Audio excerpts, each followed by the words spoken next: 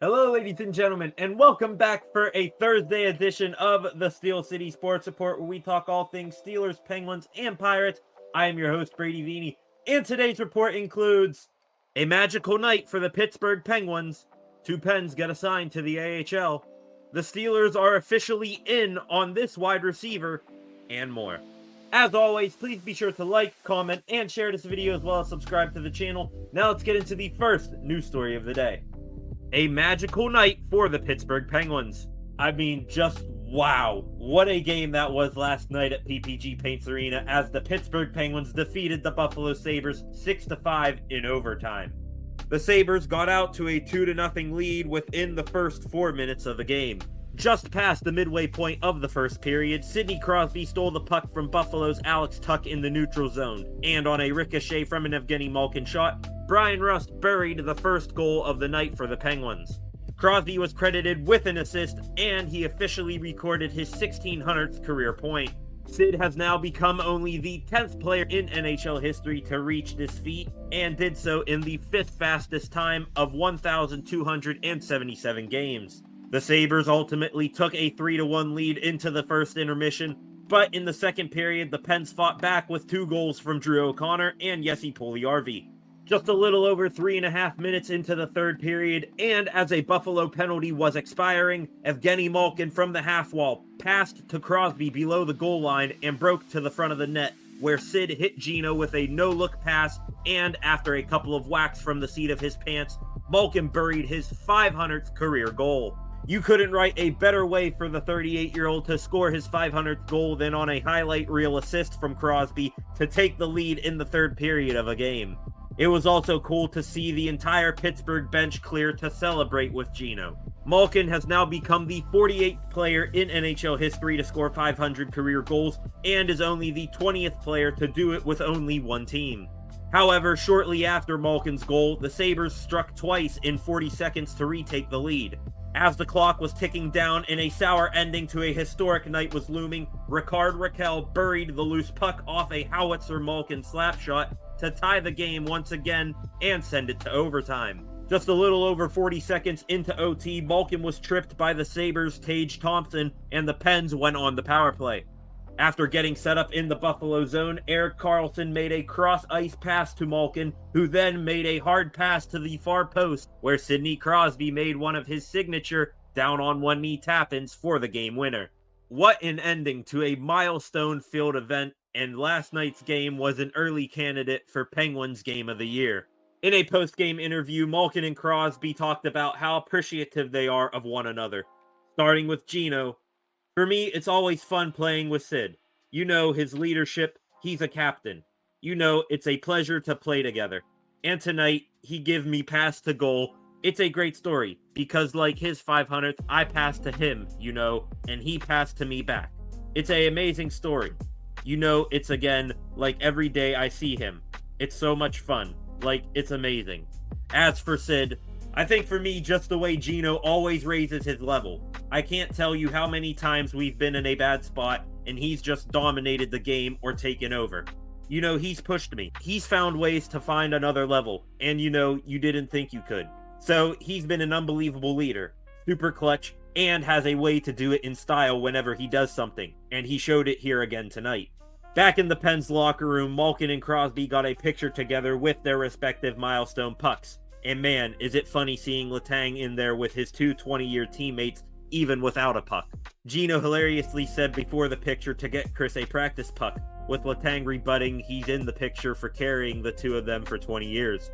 Jokes aside, us Pens fans have been spoiled for the past 2 decades watching these two players transform the game of hockey into what it is today, while bringing joy to the city of Pittsburgh and immense success to the Penguins franchise. On behalf of all Pittsburgh Penguins fans, thank you, Sid and Gino, for giving us countless great memories, including the ones from last night, and we can't wait to see what else you guys accomplish moving forward.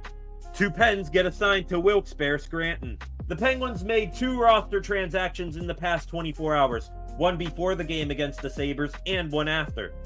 The first move was that forward Rucker McGroarty was optioned to the Pens minor league affiliate in Wilkes-Barre Scranton of the AHL. The 20-year-old forward suited up in 3 games for the Penguins in their bottom 6, but has been a healthy scratch for the past 2 consecutive games.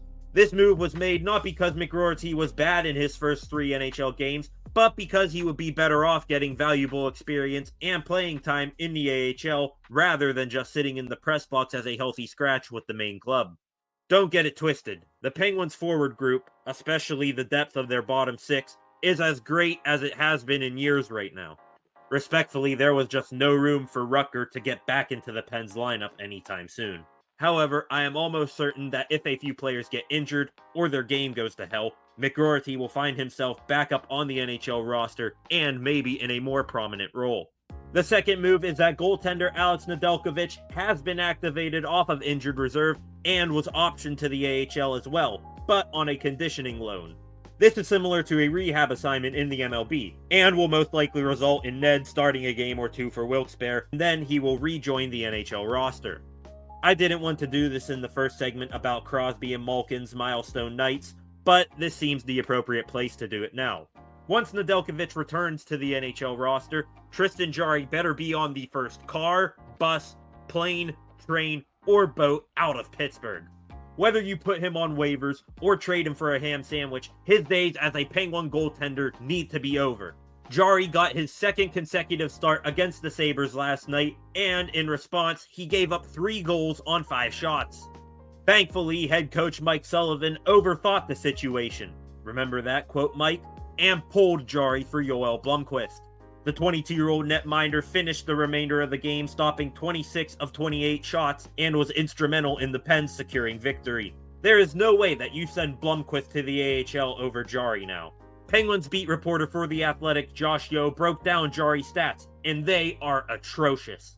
This season, Jarry has given up 12 goals in less than 7 periods on 73 shots. Dating back to last season, Jarry has a save percentage under 900 in 8 straight games. To add more fuel to that fire, he has an .876 save percentage in his last 17 games. During those 17 games, the Pens own a 6-9-2 record, and 4 of those games resulted in Jarry getting pulled.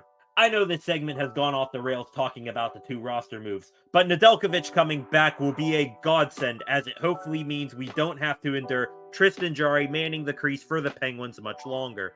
The Steelers are officially in on this wide receiver. Grab your popcorn, ladies and gentlemen, as who is ready for round 3 of Pittsburgh Steelers wide receiver trade rumors. Diana Rossini of The Athletic reports this Thursday morning that the Los Angeles Chargers, New Orleans Saints, and your Pittsburgh Steelers are among several teams reaching out to the New York Jets about trading for veteran wide receiver Mike Williams. If you follow the Steel City Sports Report, it came out Tuesday that after the Jets traded for wide receiver Davante Adams, Williams was going to get put on the trading block. In all honesty, the likelihood of the Steelers trading for Williams is probably higher compared to the Steelers trading for Davante Adams, or before that, Brandon Ayuk. The Steelers wanted to meet with the former Charger in the summer to sign in Pittsburgh, but he met with the Jets first and signed immediately. In the grand scheme of things, Williams wouldn't be as big of an addition as other wide receivers on the market, but would be a colossal upgrade over what the Steelers' wide receiver room currently has. After being burned twice by the Ayuk and Adams rumors, I will believe that a wide receiver is coming to the Steelers once I see the notification that a deal is done from an Ian Rappaport or Adam Schefter. And finally, throwback jerseys aren't the only thing returning this weekend. It was revealed on Tuesday that the Steelers will be wearing their throwback block number jerseys to celebrate the 50th anniversary of the franchise's first Super Bowl win. However, one detail that I forgot to add to Wednesday's edition of the Steel City Sports Report is that the team will also wear gray face masks like the Steelers of the 70s with the throwback jerseys. Steelers beat reporter Alan Saunders added that these aren't just current black face masks painted over. No, the Steelers purchased 70 new gray face masks, hinting that they may be worn more than just this one time. The gray cages on those black Steelers helmets look so sick, and they will look even better under the lights of Sunday Night Football this weekend. And with that, ladies and gentlemen, that wraps up a Thursday edition of the Steel City Sports Report. Again, please be sure to like, comment, and share this video, as well as subscribe to the Steel City Sports Report. Thank you all for watching, and I will see you guys back here tomorrow with some more Pittsburgh sports news.